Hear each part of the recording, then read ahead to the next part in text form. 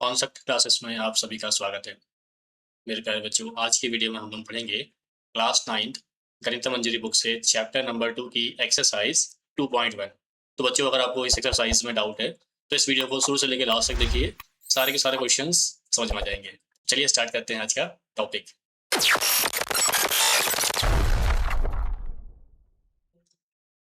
Exercise 2.1 का question number 1 start करते हैं बच्चों हम लोग।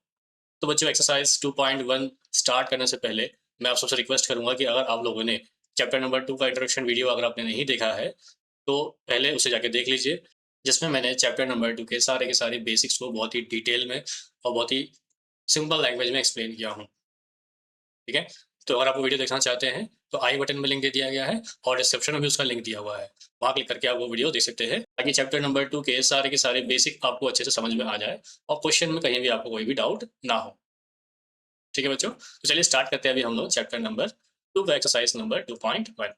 ठीक है, तो पहले स्टार्ट करेंगे क्वेश्चन नंबर 1 से। क्वेश्चन नंबर क्या दिया बच्चों, देखो यहाँ पे find the degree of the following polynomials. ठीक है, अब आपको क्वेश्चन दिए आपके पास में पॉलिनोमियल्स दिए हुए हैं, आपको इनकी डिग्रीज फाइंड आउट करना है।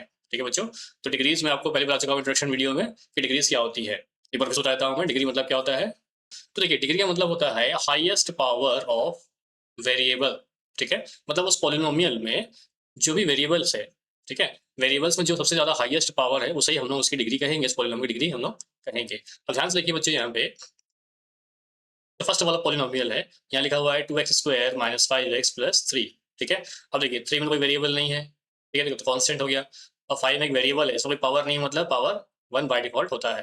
ठीक, अब यहाँ पे 2 के साथ में क्या है, x² दिया हुआ है, मतलब यहाँ पे x की पावर क्या है बच्चों, 2 है। ठीक है, तो यहाँ पे जो हाईएस्ट पावर जो मिल रहा है बच्चों हम लोगों को, वो कितना मिल रहा है, हमें 2 मिल रहा है। ठीक है, वही होता है डिग्री। देखिए यहाँ लिखा हुआ मैंने स्टेटमेंट यहाँ पे कि डिग्री क्या होती है, highest power of the variable. ठीक है, तो यहाँ पे हाईएस्ट पावर क्या मिल रहा है बच्चों हम लोगों को, वेरिएबल का 2 मिल रहा है। ठीक है, तो डिग्री क्या हो जाएगी बच्चों इसकी, इस क्वेश्चन की डिग्री हो जाएगी 2। ठीक है, वही क्वेश्चन नंबर सेकंड देखिए, अगर फर्स्ट का सेकंड पार्ट हम लोग देखें तो देखिए यहाँ पे फर्स्ट वाला जो कांस्टेंट दिया हुआ है इसमें कोई वेरिएबल नहीं है। सेकंड वाला जो दिया है, देखिए यहाँ पे सेकंड टर्म जो दी हुई है इसमें y का पावर नहीं है, मतलब पावर बाय डिफॉल्ट 1 होगा। ठीक, अब देखिए यहाँ पे थर्ड में देखिए यहाँ पे क्या दिया है बच्चों, y की पावर 3 दी हुई है, मतलब यहाँ पे जो हाईएस्ट पावर है इस पॉलिनोमियल का, चूंकि यहाँ पे 3 है। ठीक है बच्चों, तो यहाँ पे डिग्री क्या होगी बच्चों, इस क्वेश्चन में डिग्री हो जाएगी 3। इसका आंसर हो जाएगा 3। क्वेश्चन नंबर फर्स्ट का थर्ड पार्ट देखते हैं बच्चों, बहुत सिंपल है ये। अब देखिए यहाँ पे तो कोई वेरिएबल ही नहीं दिया हुआ है। ठीक, जब भी ऐसी सिचुएशन आएगी आपको वहां पे लिखना है डिग्री इज इक्वल टू 0। ठीक है, क्योंकि तो वेरिएबल ही नहीं है, तो वेरिएबल नहीं है मतलब डिग्री बाय डिफॉल्ट वहां पे 0 ही है। ठीक है बच्चों, अब बच्चों स्टार्ट करते हैं हम लोग क्वेश्चन नंबर फर्स्ट का फोर्थ पार्ट।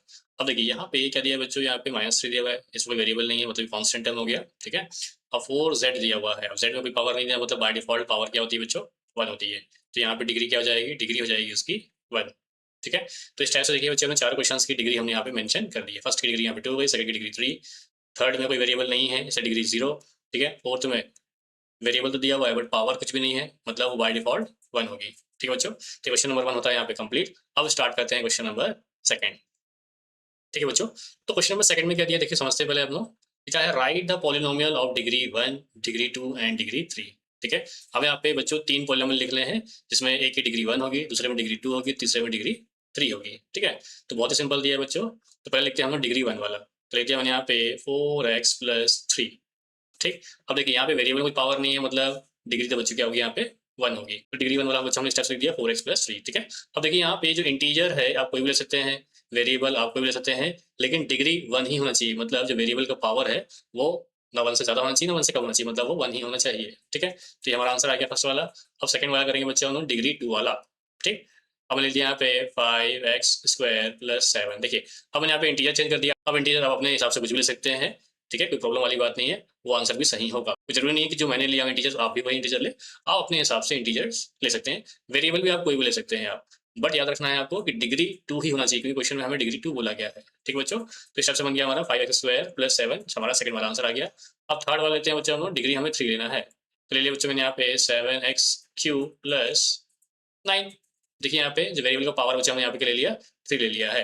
ठीक है, तो बच्चों हम लोगों ने यहाँ पे डिग्री 1, डिग्री 2 और डिग्री 3 तीनों पॉलिनोमियल हम लोगों ने यहाँ पे मेंशन कर दिए हैं। ये आ गया बच्चों आपका आंसर। तो बच्चों यहाँ पे क्वेश्चन नंबर 2 होता है कंप्लीट। अब स्टार्ट करते हैं क्वेश्चन नंबर 3। ठीक है बच्चों, तो क्वेश्चन नंबर 3 में क्या दिया है सबसे पहले समझ लेते हैं हम लोग। what are the coefficient of x square and x cube in the polynomial x to the power 4 minus 3x cube plus 6x square minus 2x plus 7। ठीक है बच्चों, देखिए आपको इसमें ये पॉलिनोमियल दिया हुआ है, ठीक है। अब क्या बोला गया है, आपको एक्स स्क्वायर और एक्स क्यूब का कोएफिशिएंट लिखना है। कोएफिशिएंट क्या लिखना है, अब बच्चों कोएफिशिएंट मतलब क्या होता है मैं इंट्रोडक्शन वीडियो में ऑलरेडी बता चुका हूँ, ठीक है। अगर आप लोगों ने भी वीडियो नहीं देखा हुआ है तो आई बटन पे उसका लिंक दिया हुआ है, वहां क्लिक करके आप देख सकते हैं, और डिस्क्रिप्शन में भी लिंक दिया हुआ है, वहां क्लिक करके भी आप देख सकते हैं, ठीक है। चलिए एक बार और बताता हूँ कोएफिशिएंट मतलब होता क्या है। अब देखिए क्वेश्चन में पूछा गया है कि एक्स स्क्वायर का कोएफिशिएंट क्या है। अब देखिए ध्यान से देखिए, एक्स स्क्वायर यहाँ पे दिया है बच्चों। अब एक्स स्क्वायर के साथ में कौन सा कांस्टेंट टर्म जुड़ा हुआ है, पॉजिटिव 6 जुड़ा हुआ है। देखिए 6 जुड़ा हुआ है कांस्टेंट टर्म, साथ में पॉजिटिव साइन देखेंगे बच्चे हम लोग, तो एक्स का कोएफिशिएंट क्या हो जाएगा यहाँ पे, पॉजिटिव 6 हो जाएगा, ठीक। तो आप लोग इस टाइप से स्टेटमेंट बना के लिख देंगे आप लोग, coefficient of x square is equal to 6, ठीक है। क्योंकि पॉजिटिव था इसलिए हमें सिंबल लगाने की जरूरत नहीं पड़ेगी, प्लस माइनस लिखने की जरूरत नहीं पड़ेगी। हाँ नेगेटिव होगा तो हमें माइनस यहाँ पे लिखना पड़ेगा, ठीक है। हमने कोएफिशिएंट ऑफ एक्स स्क्वायर लिख लिया। अब लिखेंगे हम लोग बच्चों कोएफिशिएंट ऑफ एक्स क्यूब। देखिए ध्यान से, एक्स क्यूब के साथ में कौन सा कांस्टेंट टर्म जुड़ा हुआ है, देखिए यहाँ पे 3 जुड़ा हुआ है जो कि नेगेटिव है, मतलब -3, ठीक है बच्चों। तो एक्स क्यूब का कोएफिशिएंट क्या हो जाएगा, -3 हो जाएगा। तो यहाँ इस टाइप से लिख देंगे हम लोग, coefficient of x cube is equal to -3, ठीक है बच्चों। तो ये आ गया हम लोगों का क्वेश्चन नंबर 3 का आंसर, ठीक है। तो यहाँ पे क्वेश्चन नंबर 3 होता है कंप्लीट। अब स्टार्ट करते हैं क्वेश्चन नंबर 4, ठीक है बच्चों। तो अब समझ लेते हैं पहले क्वेश्चन नंबर 4 में क्या दिया हुआ है। क्वेश्चन 4 में दिया हुआ है what is the coefficient of z in the polynomial. तो क्वेश्चन नंबर 4 में ये दिया है क्वेश्चन पॉलिनोमियल, ठीक है। अब आपको ये बताना है कि यहाँ पे जो वेरिएबल z है इसका कोएफिशिएंट क्या है, ठीक। अब पिछले क्वेश्चन बता चुका हूँ कोएफिशिएंट मतलब क्या होता है, जो वेरिएबल के साथ में जो कांस्टेंट टर्म जुड़ा होता है वही कहलाता है उसका कोएफिशिएंट, ठीक है बच्चों। अब देखिए ध्यान से यहाँ पे z ढूंढिए कहाँ पे, देखिए यहाँ पे तो z क्यूब है, यहाँ पे z स्क्वायर है, z तो कहीं दिया ही नहीं है ना। अब z यहाँ पे नहीं दिया है, मतलब इसका कोएफिशिएंट क्या होगा बच्चों, वो होगा 0, ठीक है। क्या लिख देंगे, कोएफिशिएंट ऑफ z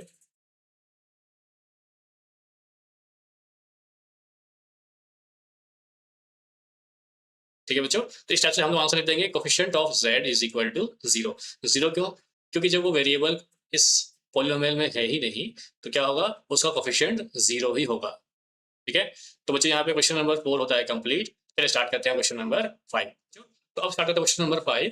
पहले समझ लेते हैं क्वेश्चन नंबर 5 में दिया क्या है। क्वेश्चन बोला गया है what is the constant term of the polynomial 9x³ + 5x² - 8x - 10x, ठीक है। अब बोला गया है क्वेश्चन में इसमें कांस्टेंट टर्म क्या होगी। देखिए पॉलिनोमियल दिया आपके पास में, पॉलिनोमियल में से कांस्टेंट टर्म क्या है ये आप लोगों को बतानी है, ठीक है बच्चों।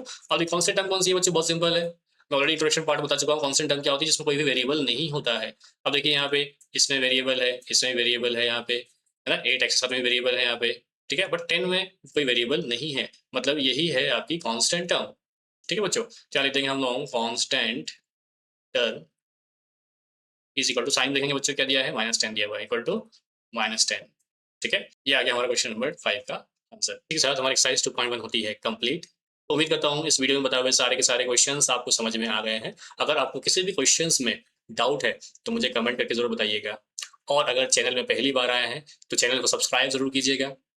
मिलते हैं नेक्स्ट वीडियो में, till then bye bye and take care.